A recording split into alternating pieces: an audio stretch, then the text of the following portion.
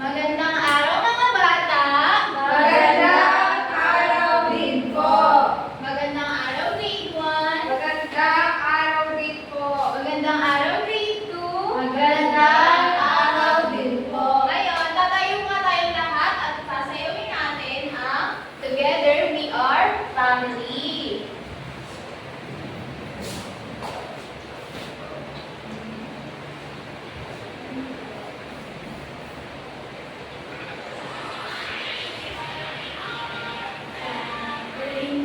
My mother, brother, sister, my father, and me, together we are a family. My mother, brother, sister, my father, and me. Ngayon, masaya ba na sumasayaw? Masaya ba kapag naririnig niyo yung tugtog ng sayaw? Paano naman kaya kung walang tunog ang sayaw? Anong mangyayari? Boring po.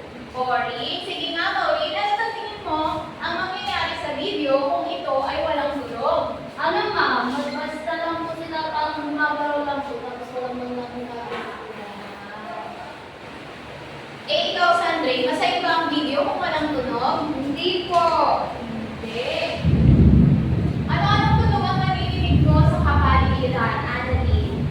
May tulog po. May tulog! Ayan.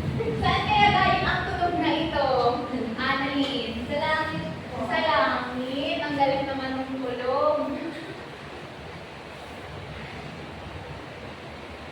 Ngayon naman,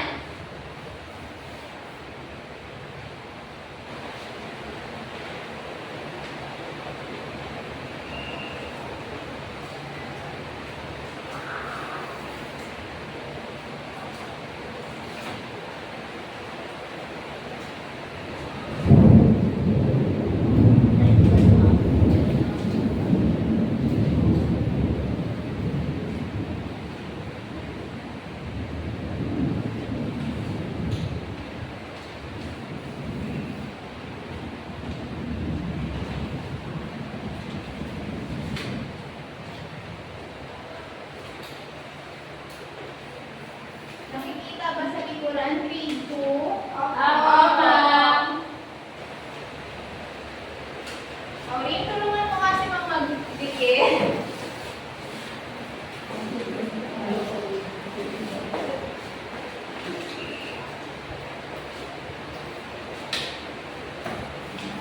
Sige nga, Maureen, basahin ko nga ang pamagat ng... Okay. Ang topic natin ngayon ay distinction between sound and silence. O sa Tagalog, ang pagkakaiba ng sound at silence.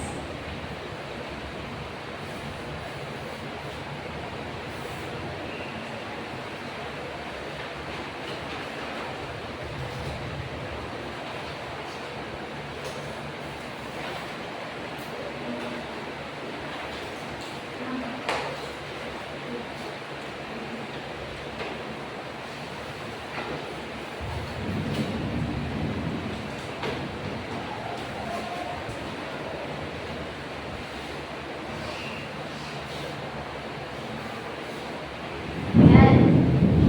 Sheila, makikipasa ka? Natutukoy ang mga bagay na mayroong sound. Yan. Annalyn, makikipasa ka? Magagamit at mapapahalagahan ang sound at silence. Maureen, makikipasa ka? Napapahalagahan ang importansya ng sound at silence ang araw-araw na buhay.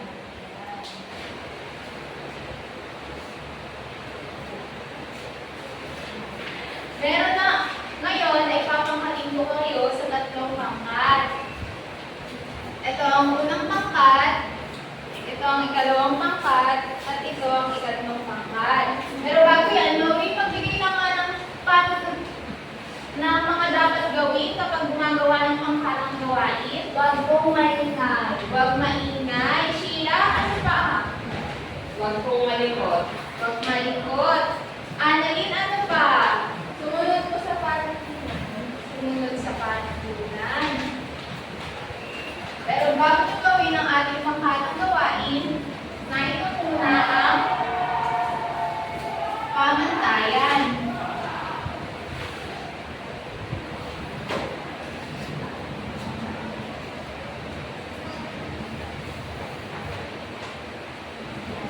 Grade 2 maaari na kayong magsimula.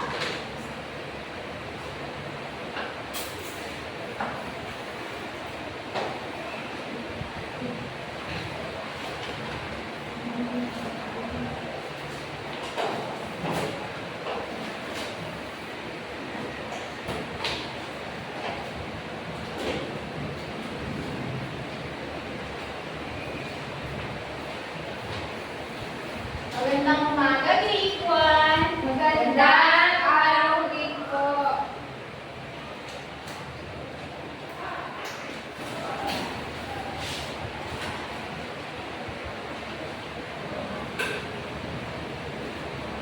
Handa na ba kayong matuto? Opo. Magaling. Ang topic natin ngayon ay ang pagkakaiba ng loud sound at soft sound. Pero bago yan, nais muna ang ating pamantayan o layunin sa pagtatapos ng aralin.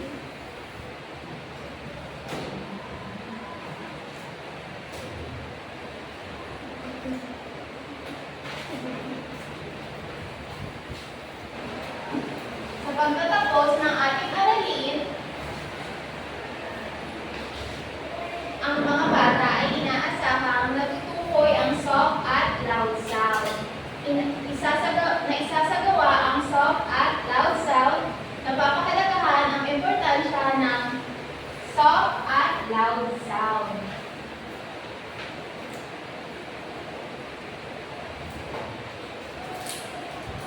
Loud sound. Ang loud sound ay isang malakas na tunog na pwedeng masakit sa tenga pero madaling marinig. Ay maaari ka bang magbigay ng halimbawa ng loud sound? Pag sumisigaw po. Kapag sumisigaw, nadidinig mo ba ito agad? Opo, pero po masakit po sa tayo. Masakit sa tenga. Magaling. Sandra, maaari ka bang magbigay ng isang uri pa ng loud sound? Ano po yung Drum. Drum? Bakit kaya sa tingin mo loud sound ang drum at torotor? Masakit sa tenga. Ngayon naman, kailangan ko ng mga bata at bibilugan nila kung ang halimbawa ay soft or loud sound.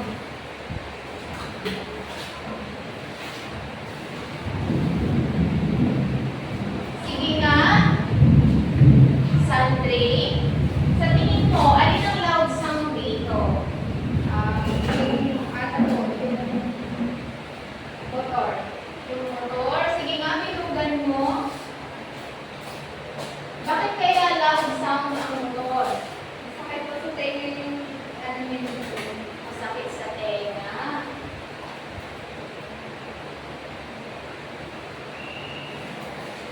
Sige nga, IC, ano ba kaya ang loud sound? Isa po sa sasakyan na. Sasakyan, bakit kaya masakit sa tenga ang sasakyan? Gawa po ng malaki po yung takbo. So, sige nga, bilugan mo.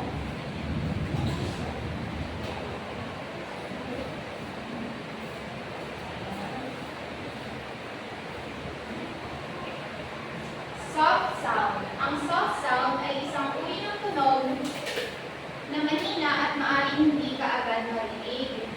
IC, ano kaya ang uri ng tunog ang mahina at hindi agad natin narinig?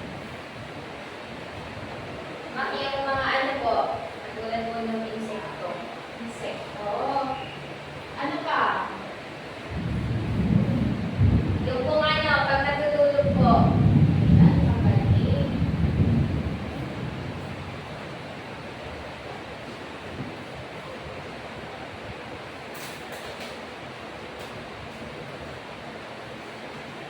Ngayon naman ay papangkatin ko kayo sa dalawang pangkat. Ito ang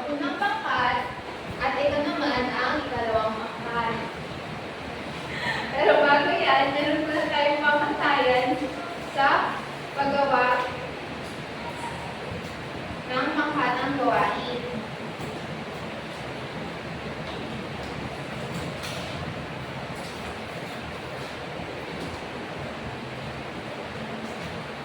Pamantayan. Lahat ng miyembro ng grupo ay nakikilahok. Nagawa ng maayos ang gawain. Okay, grade 1, maaari nyo nang simulan ang inyong pangkatang gawain. Opo, ma'am. Grade 2, tapos na ba? Opo.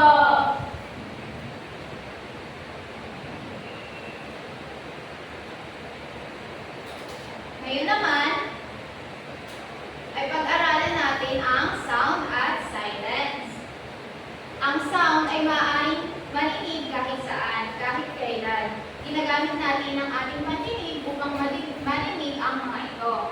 Mga pinagmulan ng tunog. Tao, hayop, bagay, kalikasan. Sige nga, Annalyn, magbigay ka nga ng tunog na naririnig mo sa kalikasan. Ano po ng ibon? Huni ng ibon. Ikaw, Maureen, anong tunog na naririnig mo sa tao? Utot na.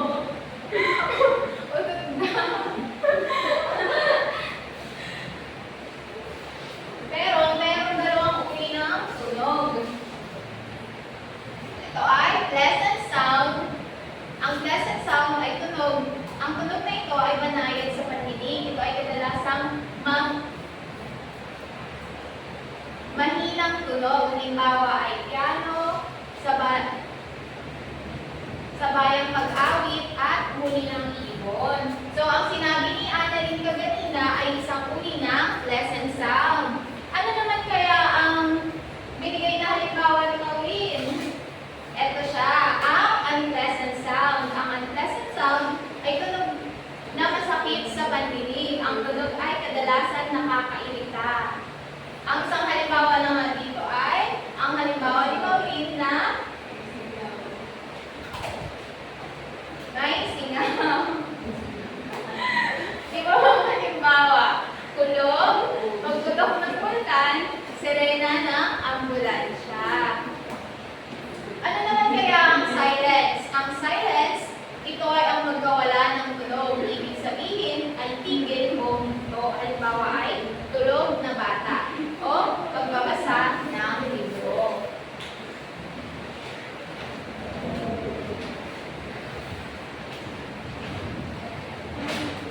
Annalyn, pwede bang ituro mo sa akin kung alin dito ang sound? Ito po, ma'am. Ang tunog po ng gitara. Ano kaya siya? Pleasant or unpleasant sound? Ano po, ma'am? Pwede po kahit alin po sa dalawa kasi pwede kayo po yung sa Po. Yan, magaling. Ikaw naman, Sheila. Anong gusto mong sound? Sound ko nitong bata. Sound ng bata. Ano siya? Pleasant or unpleasant sound?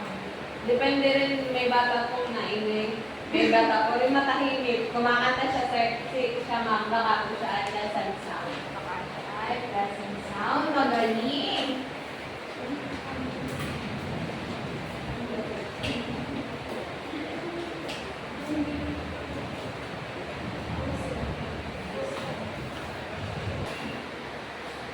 Ngayon naman, tapos na ba ang grade 1? Opo.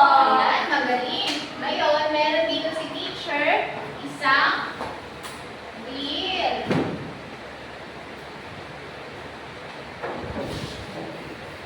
Kailangan ko ng mga magaganda at mababait na bata para ikutin ang wheel at sagutan ang tanong.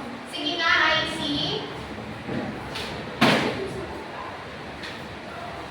Nasa ilalim ng wheel.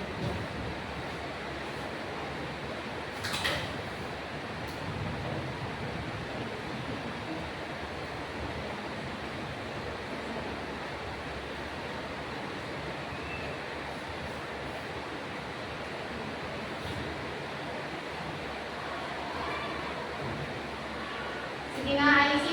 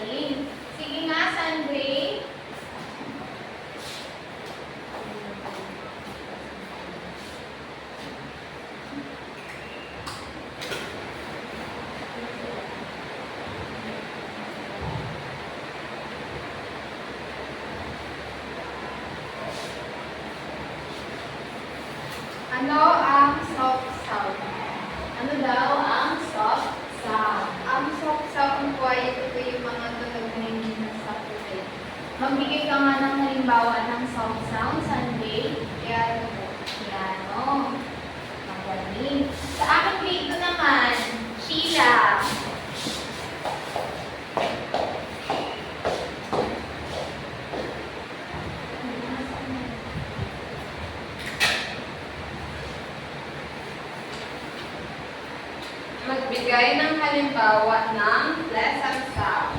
Ang katulad po ng halimbawa ng lesson sound ay halimbawa po ay batang kumakanta. Batang kumakanta. Sige nga, Annalie, magpunta ka nga sa unahan at ikutin ang ating meal.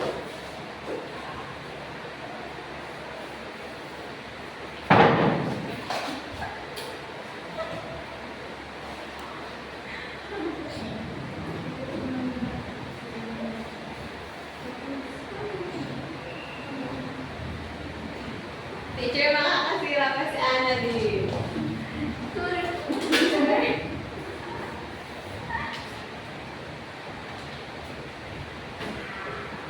Sige nga, Annalie, basahin mo. Ano ang dalawang uri ng sound? Ano ang dalawang uri ng sound? Ano po yung pleasant sound at unpleasant sound? Yan, magbigay ka nga ng halimbawa ng pleasant at unpleasant sound. Yung pleasant ko ay yung hindi lang iwan tapos yung unpleasant yung pagtugtog po ng gitara na hindi marunong. Yan, okay. Ngayon naman ay kukuha kayo ng kalahating papel para 17.